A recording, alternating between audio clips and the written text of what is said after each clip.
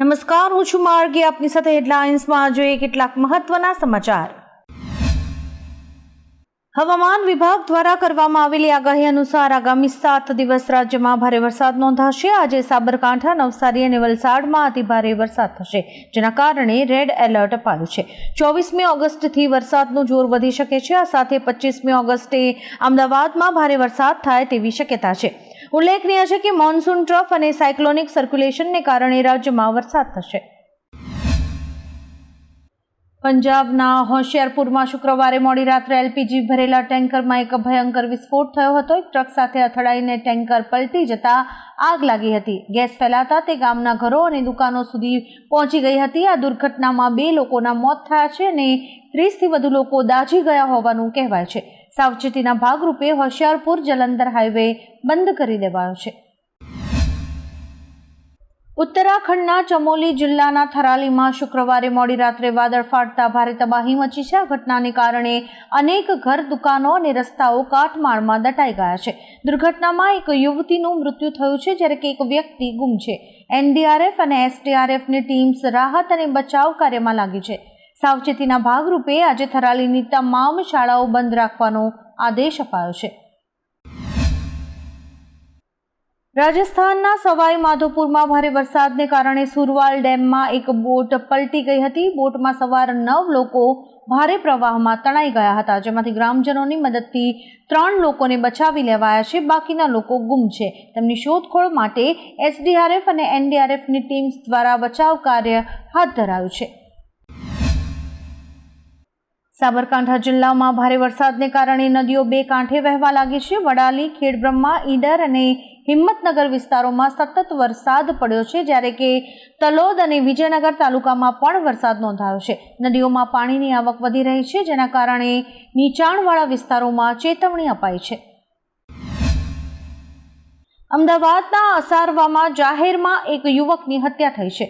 22 વર્ષના નીતિન પટણી પર 4 થી 5 લોકોએ હુમલો કર્યો હતો. પહેલા દુકાનમાં તેની સાથે મારઝૂડ કરી અને બાદમાં રામાપીર ઉદ્યાન પાસે લઈ જઈને કરપીણ હત્યા કરી દેવાઈ હતી. યુવકને ગંભીર ઈજા થતા સારવાર પહેલા જ તેનું મોત થયું હતું. પ્રાથમિક તપાસમાં હત્યા અંગત અદાવતમાં થઈ હોવાના સંકેત છે. અત્યારે પોલીસ આરોપીઓની શોધખોળ કરી રહી છે અને વધુ તપાસ હાથ ધરાઈ છે. ગુજરાતમાં અત્યાર સુધીમાં મોસમનો 681.14 મિલીમીટર એટલે કે 77.24% વરસાદ નોંધાયો છે. દક્ષિણ ગુજરાતમાં સૌથી વધુ 80.51% અને પૂર્વ મધ્ય ગુજરાતમાં સૌથી ઓછો 73.40% વરસાદ થયો છે. હવામાન વિભાગે દરિયા કિનારાના વિસ્તારોમાં ચેતવણી આપી છે કે માછીમારો 22 થી 25 ઓગસ્ટ સુધી દરિયો ન ખેડે. આ સમય દરમિયાન હવામાન અસ્થિર રહેવાની સંભાવના છે, જેથી સાવચેતી રાખવા માટે જણાવાયું છે. હવામાન નિષ્ણાત અંબાલાલ પટેલના મતે ગુજરાતમાં 23 થી 26 ઓગસ્ટ દરમિયાન અતિભારે વરસાદની સંભાવના છે. ખાસ કરીને બનાસકાંઠા, મહેસાણા, સૌરાષ્ટ્ર અને દક્ષિણ ગુજરાતના કેટલાક ભાગોમાં પૂરની પરિસ્થિતિનું નિર્માણ થઈ શકે છે. તેમણે સપ્ટેમ્બર મહિનામાં પણ ગણેશ ચતુર્થી આસપાસ ભારે વરસાદની આગાહી કરી છે. આ વરસાદથી નર્મદા ડેમની સપાટીમાં વધારો થઈ શકે છે. એક નવા અમેરિકન મીડિયા રિપોર્ટ મુજબ ભૂતપૂર્વ પ્રમુખ ડોનાલ્ડ ટ્રમ્પે તેમના હોદ્દાનો ઉપયોગ કરીને અબજો ડોલરની કમાણી કરી છે. આરોપ છે કે ટ્રમ્પ પરિવારે તેમના પ્રથમ કાર્યકાળમાં જ કાયદાની ખામીઓનો લાભ ઉઠાવીને 3.4 અબજ ડોલરની કમાણી કરી છે. આમાં સાઉદી અરેબિયા અને કતારના મોટા રોકાણો તેમજ માર-એ-લાગો ક્લબની આવકમાં થયેલા વધારાનો સમાવેશ થાય છે. વલસાડ જિલ્લામાં આજે વહેલી સવારથી જ ભારે વરસાદ પડી રહ્યો છે, જેમાં ધરમપુરમાં 4 કલાકમાં 4 ઇંચ અને પારડીમાં 3 ઇંચથી વધુ વરસાદ નોંધાયો છે. ભારે વરસાદને કારણે અનેક વિસ્તારોમાં પાણી ભરાયા છે અને ધરમપુરની લાવરી નદીમાં ઘોડાપૂર આવ્યું છે. મધુબન ડેમનું જળસ્તર વધતા તેના 6 દરવાજા ખોલી દેવાયા છે. હવામાન વિભાગે આજે પણ ભારે વરસાદની આગાહી કરી છે. ભારત અને ચીન લિપુલેખ, શિપકીલા અને નાથુલા પાસ દ્વારા વેપાર ફરી શરૂ કરવા સંમત થયા છે. આ નિર્ણય 18 થી 19 ઓગસ્ટે ચીનના વિદેશ પ્રધાન વાંગ yીની ભારત મુલાકાત દરમિયાન લેવાયો છે. પહેલીવાર વેપાર સંપૂર્ણપણે રોડ માર્ગે થશે અને ચૂકવણી ભારતીય રૂપિયા તથા ચીની યુઆનમાં થશે, જે અગાઉ વિનિમય આધારિત હતી. નેપાળીયા કરાર સામે વાંધો ઉઠાવ્યો છે. તેનો દાવો છે કે આ વિસ્તાર તેના પ્રદેશનો ભાગ છે. ભારત અને ફ્રાન્સ હવે સાથે મળીને 5મી પેઢીના સ્વદેશી સ્ટીલ્થ ફાઇટર જેટ માટે એક શક્તિશાળી એન્જિન બનાવશે. ફ્રાન્સની કંપની સાફરાન 100% ટેકનોલોજી ટ્રાન્સફર કરશે, જે એક મોટી સિદ્ધિ છે. આ પગલાંથી અમેરિકા પર નિર્ભરતા ઘટશે. $7 અબજ પ્રોજેક્ટને સંરક્ષણ મંત્રી રાજનાથ સિંહે મંજૂરી આપી દીધી છે અને ટૂંક સમયમાં જ તે કેબિનેટ કમિટી ઓન સિક્યોરિટીને મોકલાશે. ભારતે કપાસની આયાત પરની 11% ડ્યુટી હટાવવાનો નિર્ણય લીધો છે. આ પગલાંથી અમેરિકા સહિતના દેશોમાંથી કપાસની આયાત સરળ બનશે અને કાપડ ઉદ્યોગને રાહત મળશે. નિષ્ણાતોનું કહેવું છે કે આ નિર્ણય અમેરિકા સાથેના વેપાર તણાવ ઘટાડશે અને ઉદ્યોગને સસ્તો કાચો માલ મળશે. પરંતુ ખેડૂતો આ પગલાંથી નારાજ છે, કારણ કે સસ્તા વિદેશી કપાસથી સ્થાનિક કપાસની માંગ અને ભાવ ઘટી શકે છે, જેના કારણે ખેડૂતોને નુકસાન થવાની શક્યતા છે.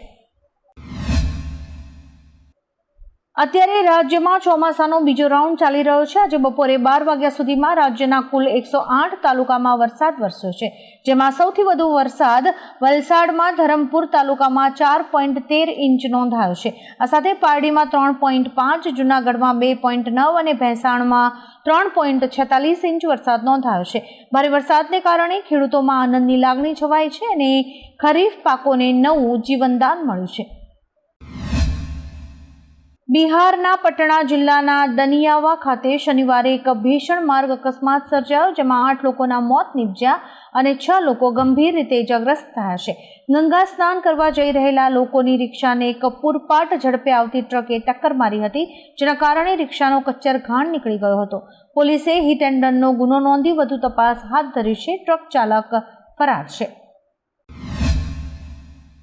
કઝાકિસ્તાનમાં યોજાયેલી એશિયન શૂટિંગ ચેમ્પિયનશિપમાં ભારતની ઇલાવેનિલ વાલારીવાને મહિલા 10 મીટર એર રાઇફલ ઇવેન્ટમાં ગોલ્ડ મેડલ મળ્યો છે.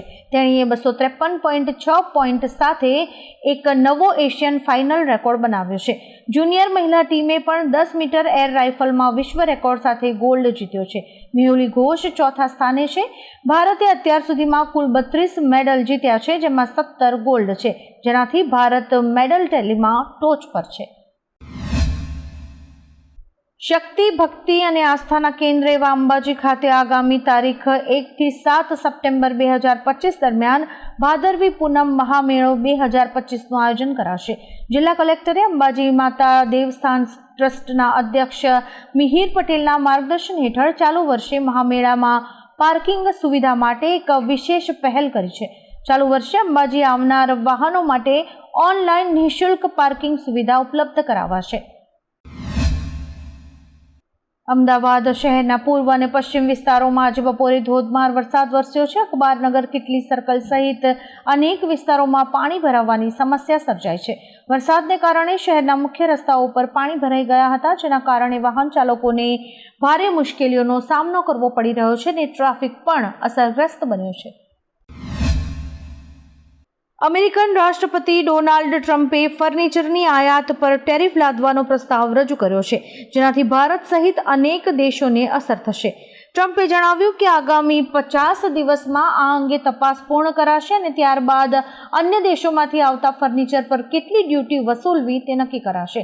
ભારત અમેરિકા માટે ફર્નિચર નિકાસ કરનારા મુખ્ય દેશોમાંનો એક હોવાથી આ નિર્ણયથી ભારતીય ફર્નિચર ઉદ્યોગ પર સીધી અસર પડી શકે છે. આવા જ કેટલાક રસપ્રદ સમાચારો નિહાળવા માટે અમારી YouTube ચેનલને લાઇક, શેર અને સબસ્ક્રાઇબ કરો અને જોતા રહો હેડલાઇન્સ.